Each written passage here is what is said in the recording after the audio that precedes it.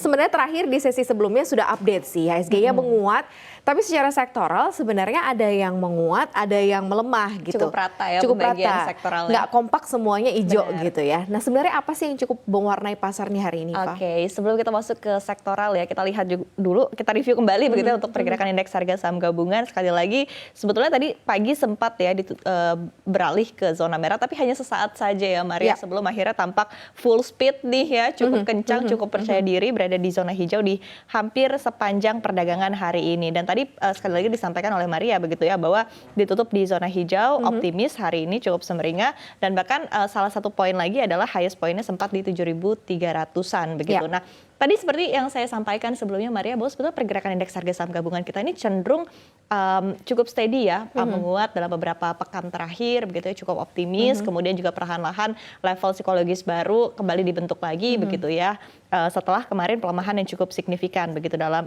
beberapa bulan terakhir. Nah, yang menjadi optimisme dari para pelaku pasar pada perdagangan hari ini adalah berkaitan dengan sentimen baik di dalam negeri maupun juga di luar negeri. Kalau dari dalam negeri kita lihat juga utamanya adalah berkaitan dengan pernyataan dari Gubernur Bank Indonesia Bapak Peri Warjio menyebutkan begitu ya, bahwa ada optimisme. Satu, yang pertama adalah rupiah bisa dijaga begitu ya, karena BI juga tampak berkomitmen begitu untuk menjaga stabilitas nilai tukar rupiah kita, dan disebutkan juga bahwa targetnya adalah menguat ke bawah level 16.000 begitu. Ada beberapa poin yang disampaikan. Yang pertama adalah berkaitan dengan Fed Fund Rate, kemudian juga berkaitan juga dengan penguatan imbal hasil portofolio Indonesia baik SRBI dan juga SBN begitu. Kemudian ada lagi yang tampaknya sangat direspon oleh para pelaku pasar, karena kalau kita lihat juga langsung berefek begitu kepada sektor perbankan.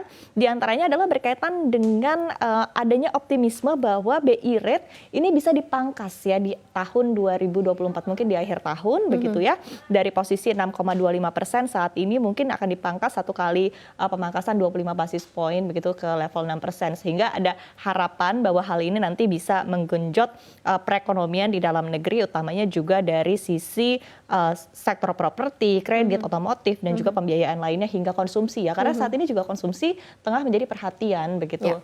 Nah, kemudian di sisi lain kita juga melihat dari rapat kerja ya dengan Banggar DPR RI pada kemarin begitu, pada hari Senin, ada beberapa poin juga yang disampaikan, dan ini juga tampaknya memberikan boost optimisme untuk investor. Di antaranya adalah berkaitan dengan keyakinan bahwa pertumbuhan ekonomi Indonesia bisa di level 5,2% sampai 5,5 bahkan ya. Hingga 5,5 begitu. Kemudian defisit fiskal juga bisa dijaga begitu, karena dalam beberapa waktu terakhir kita juga sempat mendengar begitu ada kekhawatiran defisit fiskal ini bisa mencapai atau mendekati 3% atau bahkan lebih begitu dengan program-program yang akan datang. Tapi ditegaskan begitu ya, bahwa defisit fiskal ini bisa dijaga ke depannya di kisaran 2,45 hingga 2,8% begitu dari PDB. Apalagi yang berkaitan sama budget ini kan agak-agak membuat investor kemudian worry ya, nambah-nambah hutang gitu ya, budgetnya tight.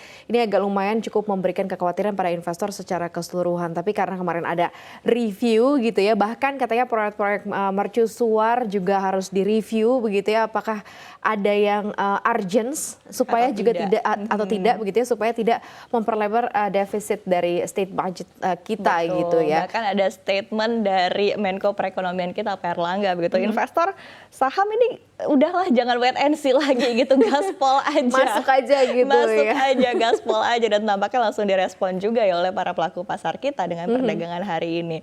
Tapi tadi selain dari domestik sebetulnya ada internasional juga secara ya? internasional juga menarik begitu ya, karena balik lagi optimisme ini dirasakan tidak hanya di dalam negeri tapi juga secara global ya. Kita lihat bahkan Wall Street kemarin begitu ya, untuk Nasdaq dan juga S&P 500 ini sempat menyentuh rekor all time high-nya kembali.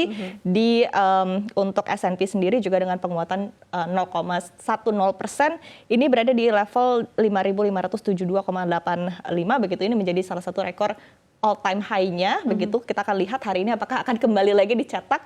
Kemudian juga dari Nasdaq juga sama begitu di 18.403 dengan penguatan 0,28%, ini juga berada di rekor all time high-nya. Nah, ini juga tidak lepas dari optimisme para pelaku pasar akan potensi atau kemungkinan dari The Fed sendiri juga mungkin akan memangkas 2 kali basis poin untuk pemangkasan suku bunganya begitu ya. Jadi perkiraannya adalah ini berdasarkan Fed Watch CME Watch Tool begitu ya, di mana perkiraan adalah September itu di 25 basis poin pemangkasannya, menjadi 5% hingga 5,25%, kemudian ada tambahan di bulan Desember 25 basis poin menjadi 4,75 hingga 5%. Nah ini angin segar ya, karena memang sepanjang tahun ini cukup bervariasi ya perkiraannya, cukup berubah begitu setiap bulan tampaknya berubah Maria ya. Di awal tahun kita optimis bahwa mungkin The Fed pemangkasannya bisa 3 kali atau bahkan lebih, kemudian di tengah tahun tiba-tiba kayaknya berkurang menjadi 2 kali saja, kemudian sempat juga ada potensi kayaknya ini 1 kali aja atau bahkan mungkin tidak ada pemangkasan sama sekali begitu ya. Tapi rupanya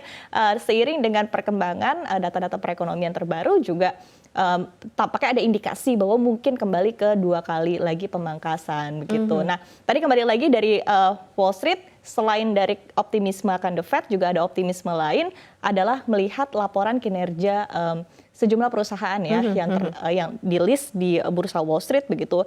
Banyak juga yang investor ini merasa cukup puas dengan laporan dari kinerja perusahaan di semester pertama dan juga kita bisa lihat di sepanjang tahun 2024 ini tentunya. Oke, ini menarik sebenarnya menjadi catatan, tapi memang terlepas dari itu IHSG-nya hari ini menguat begitu ya. Kalau tadi Pak Erlangga bilang katanya udah deh investor di pasar saham jangan wait and see, gaspol aja. Kayaknya memang udah mulai ngegas ya, karena banking ini perbankan sudah mulai menguat ya. Ada sektor-sektor yang bisa kita soroti nih Iva, perbankan, consumer kayaknya menarik ya, seperti apa? Benar. Nah sebelum ke sana mungkin sedikit tambahan ya boleh, untuk internasional begitu ada yang menjadi perhatian juga ya. Tadi meskipun sebetulnya yang saya sebutkan ya Maria tampaknya memang optimis semua begitu. Tapi ada yang nggak optimis berarti ya? Masih ada yang optimis harus ya, tapi sedikit mungkin ini akan sedikit memberikan wait and see juga untuk investor ya, tambahan atau begitu. Sedikit realistis begitu karena memang ini berkaitan juga dengan seperti apa nanti pemilihan presiden di Amerika Serikat ini akan berlangsung sebentar lagi ya. Sebentar lagi dan kita lihat begitu dalam 5 tahun terakhir begitu, terakhir kan 2019 ya cukup memberikan sentimen kepada market begitu, kira-kira siapa yang akan melit negara dengan perekonomian terbesar di dunia begitu, karena sekali lagi dari Biden juga tampaknya sudah muncul nih suara-suara yang kurang puas dengan kinerja dari Biden begitu, sehingga ada potensi juga bahkan ada yang meminta juga untuk Biden ini sudah mulai mundur begitu dengan beberapa perkembangan dinamika baik secara perekonomian dan juga secara politik, geopolitik utamanya. Kemudian juga kalau kita lihat tren-tren negara-negara di dunia ya Maria, kita lihat dari Inggris, kemudian juga dari Prancis, ini tampaknya ada mulai sebuah tren anti incumbents begitu ya. Jadi yang baru dong gitu ya. Pengennya yang baru gitu. Apalagi kan setelah pandemi ada perubahan begitu, ekspektasi akan adanya sesuatu yang baru yang dibawa oleh pemimpin ke depannya. Karena yang terakhir juga kan Prancis yang menang adalah dari perwakilan partai sayap kiri. Begitu kan Le Pen begitu yang menang di Pilpres Prancis. Kemudian juga dari Inggris juga sama begitu kan, setelah partai konservatif ini menang dalam 14 tahun terakhir tiba-tiba akhirnya dari Labour Party begitu yang akhirnya menang begitu dalam dari Inggris sendiri begitu, sehingga ini juga menjadi sebuah pertanyaan kira-kira nanti di Amerika Serikat akan seperti apa, karena trennya sekali lagi ya sudah mulai merujuk kepada anti incumbents begitu. Karena dari Amerika sendiri sebenarnya juga kita mungkin yang di luar Amerika melihat kok kayaknya seakan-akan Amerika ini kekurangan tokoh baru begitu ya. Sementara sebenarnya banyak kok tokoh-tokoh senator Amerika Serikat begitu ya dari 2 partai Republik maupun Demokrat yang bisa dimunculkan gitu ya. Tapi kemudian karena nama besar senioritas dari 2 pemimpin seperti Trump dan juga Biden sepertinya tidak memberi ruang begitu untuk senator. Kita tahu kan bahwa Barack Obama pun juga waktu itu lahir dari senator di Amerika Serikat yang kemudian di Bush dikasih tempat, dikasih spotlight, dikasih panggung dan tampaknya juga puas begitu ya dari masyarakat. Nah ini tidak terjadi nih di eranya Biden dan kemudian juga dari sisi usia mungkin butuh yang lebih energik mungkin ya di Amerika Serikat. Tapi kita tinggal tunggu ya, tidak mau berspekulasi ya. Benar, karena ini masih cukup lama ya. Kita masih akan lihat beberapa bulan ke depan begitu. Tapi ini akan menjadi salah satu sentimen ke depannya akan banyak kita bahas begitu ya Maria. Betul. Oke, kita ke sektoral. Tadi aku udah mention ya. Gimana nih Iva? Oke, dari perbankan tadi sebetulnya sudah kita bahas juga ya Maria, bahwa ini hari yang cukup sumringah untuk sektor perbankan begitu, karena sekali lagi penguatannya juga cukup signifikan, utamanya untuk 3 bank himbara ya. Ini penguatannya juga cukup oke. Tadi kita lihat begitu ya, penguatannya di 2,41% untuk BMRI, kemudian BBRI maksud kami di 2,53%, BBNI di 4,07% begitu. Ini salah satu hari yang cukup oke bagi investor yang sudah masuk masuk begitu ke sektor perbankan, karena sekali lagi sentimennya tadi berkaitan dengan optimisme dari pemangkasan suku bunga yang akan datang begitu, karena nanti diharapkan ini bisa menggenjot ke sektor kredit ya, dari kredit perbankan ini bisa semakin banyak begitu dengan pemangkasan suku bunga. Tapi memang selain itu juga kalau kita lihat di sepanjang tahun koreksi yang sudah terjadi pada sektor ini juga sudah cukup signifikan begitu, sehingga investor juga melihat ini adalah good bargain begitu, ini adalah harga yang sudah terdiskon. Dan bahkan ini kalau kita berbicara gosip-gosip pasar saham ya Maria begitu kan, disebutkan juga bahwa Crazy Rich asal Surabaya begitu, salah satunya ini juga memborong saham-saham di sektor perbankan ya. Jadi mengurangi kepemilikan sahamnya di salah satu saham, kemudian masuk ke sektor perbankan. Dan ini ditanyakan oleh jurnalis CNBC Indonesia. Ya. Jadi konfirmasi langsung didapat begitu. Nah kemudian kita juga melihat dari sektor lain, tadi selain di sektor perbankan yang cukup oke, apalagi juga setelah koreksi yang cukup signifikan, ketika kita lihat kemarin ya dari BI menaikkan suku bunga kan tiba-tiba langsung koreksi cukup dalam begitu ya. Kemudian akhirnya sudah mulai ada pembalikan arah.